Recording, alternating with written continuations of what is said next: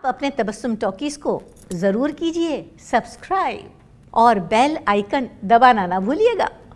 आदाब, नमस्कार, सत श्री अकाल। दोस्तों, मैं हूं शांग गोबिल, आपकी अपनी तबस्सुम जी का बेटा, और आप देख रहे हैं तबस्सुम टॉकीज।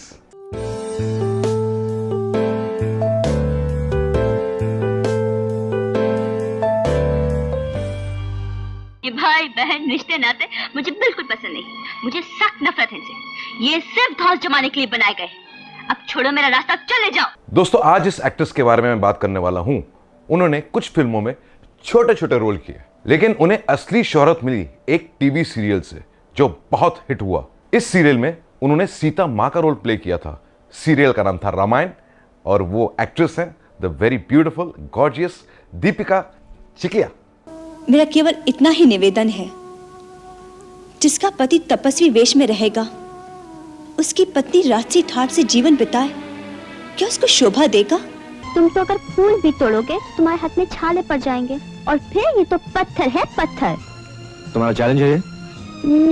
ऐसा ही कुछ। 29 अप्रैल 1965 में पैदा हुई थी दीपिका मुंबई में एक गुजराती परिवार में, जो हाईली एजुकेटेड फैमिली था। उनके पिता का नाम था राजेश चिकलिया, और वो एक फार्मास्यूटिकल कंपनी में मैनेजिंग डायरेक्टर थे। उनकी मां एक हाउसवाइफ थी। दीपिका के एक छोटे भाई हैं और एक छोटी बहन भी। दीपिका का बचपन से सपना था कि वो एक एक्ट्रेस बने, और बहुत जल्द उनका ये सपना पूरा हो गया जब उन्हें राजश्री बैनर की तरफ से एक फिल्म की ऑफर आई, जब वो सिर्फ 9th स्टैंडर्ड में थी। दीपिका ने वो फिल्म साइन कर ली। फिल्म का नाम था सुन मेरी लैला, जो आई थी 1983 में, और दीपिका के ऑपोजिट थे राज किरण। हाँ, लेकिन ये सब बातें तुम मुझे क्यों सुना रहे? I'm not your wife, मैं तुम्हारी बीवी नहीं हूँ। हो नहीं तो हो जाओगी।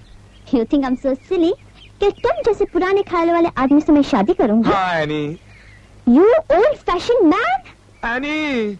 ये फिल्म फ्लॉप रही, और इसके बाद दीपिका को कोई फिल्म की ऑफर नहीं आई। इसलिए उन्होंने अपनी पढ़ाई कॉरेस्पॉन्डेंस से की, ये सोच के कि हो सकता है आगे जाके उन्हें कोई फिल्म की ऑफर आए। उन्होंने पढ़ाई कंप्लीट करके बीए की डिग्री हासिल की, और साथ ही साथ कुछ फिल्मों में उन्होंने छोटे छोटे रोल किए, और वो फिल्में थीं चीख, घर संसार और भगवान दादा। नहीं शबू दादा, ऐसा अत्याचार मत करो, बोले मुझे गोली मार दो। हाँ, मार देंगे गोली, पर तुमको नहीं, तुम्हारे बच्चे को। क्या? इन फिल्मों में काम करने के बावजूद दीपिका को वो पोजीशन नहीं मिली जो वो चाहती थी। इसलिए उन्होंने टेलीविजन का रुख किया और मशहूर producer, director, writer Ramanand Sagar के कुछ सीरियल्स में काम किया, जैसे विक्रम और बेताल और दादा दादी की कहानियां। लेकिन 1987 में कुछ ऐसा हुआ कि दीपिका की जिंदगी बदल गई। रामानंद सागर एक बहुत बड़ा माइथोलॉजिकल सीरियल बना रहे थे, और वो दीपिका को कास्ट करना चाह रहे थे उस सीरियल में, क्योंकि ऑलरेडी दीपिका ने रामानंद सागर के साथ कुछ सीरियल्स किए थे पहले, और वो दीपिका के काम से बहुत मुतासिर थे। इसलिए रामानंद सागर ने दीपिका को एक अहम रोल के लिए साइन कर लिया। सीरियल का नाम था रामायण, और दीपिका ने सीता मां का रोल प्ले किया था, और रामचंद्र जी का रोल प्ले किया था मेरे सगे चाचा अरुण गोविल जी ने। And rest is history. चकित बिलोकती सकल दिशि, जनु शिशु मृगी सभीत। रामायण सुपर डुपर हिट हो गया, और उसके बाद दीपिका ने कुछ और सीरियल्स में भी काम किया, जैसे लवकुश और the sword of Tipu Sultan. और the sword of Tipu Sultan में दीपिका ने टीपू सुल्तान की मां का रोल प्ले किया था। मुझे आज महसूस हुआ कि आप भी टीपू को उतना ही चाहते हैं जितना कि मैं। हाँ फखरुन। दोस्तों, रामायण की सक्सेस के बावजूद दीपिका को फिल्मों में कुछ खास रोल्स नहीं मिले। फिर भी उन्होंने फिल्मों में कुछ छोटे छोटे रोल्स किए, और वो फिल्में थी घर का चिराग, रुपए 10 करोड़ और खुदाई। सोहराब मोदी साहब की फिल्म में वो डायलॉग था ना, बाजी हारने को हार नहीं कहते, हिम्मत हारने को हार कहते हैं।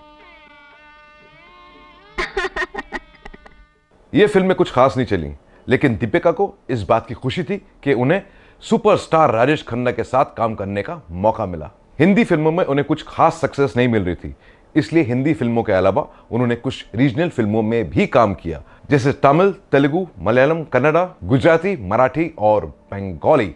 বাঘ মারতে যাওয়ার সময় তুমি আমায় বলে গেলে না, যদি তোমার কিছু হতো। ভয় করছিল? করবে না, এত সাহস ভালো নয় বুঝলে। अपने फिल्मी और टेलीविजन करियर के बाद उन्होंने 1991 में पॉलिटिक्स ज्वाइन कर ली और गुजरात के बड़ौदा से मेंबर ऑफ पार्लियामेंट बनी। दोस्तों ये तो सभी जानते हैं कि 2020 में एक खतरनाक बीमारी ने पूरे वर्ल्ड को अपने चपेट में ले लिया था, यानी कोविड-19। कितने लोगों की जान चली गई, कितने लोगों के काम और बिजनेस बंद हो गए, ज्यादातर लोगों के किस्मत के सितारे डूब गए। लेकिन सीरियल रामायण की पूरी स्टार कास्ट का किस्मत का सितारा चमक गया जब 2020 में यानी कोविड-19 के दौरान दूरदर्शन ने रामायण को रीटेलीकास्ट किया और इस बार भी ये सीरियल यानी रामायण सुपर डुपर हिट हो गया, क्योंकि इस बार पुरानी जनरेशन के अलावा नई जनरेशन ने भी रामायण को देखा और खूब पसंद किया। दीपिका कहती हैं कि मैं और अरुण जी दोबारा एक हाउस होल्ड नेम बन गए। दोस्तों 1991 में दीपिका ने अपने माँ बाप की पसंद के लड़के से शादी कर ली। उनके पति का नाम है हेमंत टोपीवाला। वो एक मशहूर बिजनेसमैन है और एक बड़ी कॉस्मेटिक कंपनी के ओनर भी हैं। उनकी 2 बेटियां हैं, निधि और जूही। दोस्तों दीपिका ने टेलीविजन और फिल्मों के अलावा कुछ कमर्शियल्स में भी काम किया जो बहुत मशहूर हुए। हो दीपिका जी, आइए आइए, लीजिए आपका सब सामान तैयार। लेती थी जब वही महंगे दामों वाली क्वालिटी, वही सफेदी, वही झाग कम दामों में मिले तो कोई ये क्यों ले। और रिसेंटली 2023 में दीपिका ने एक टेलीविजन सीरियल प्रोड्यूस भी किया और उसमें एक्टिंग भी की। सीरियल का नाम था धरती पुत्र नंदिनी। तुम्हारे चाहना न चाहने से कोई फर्क नहीं पड़ता।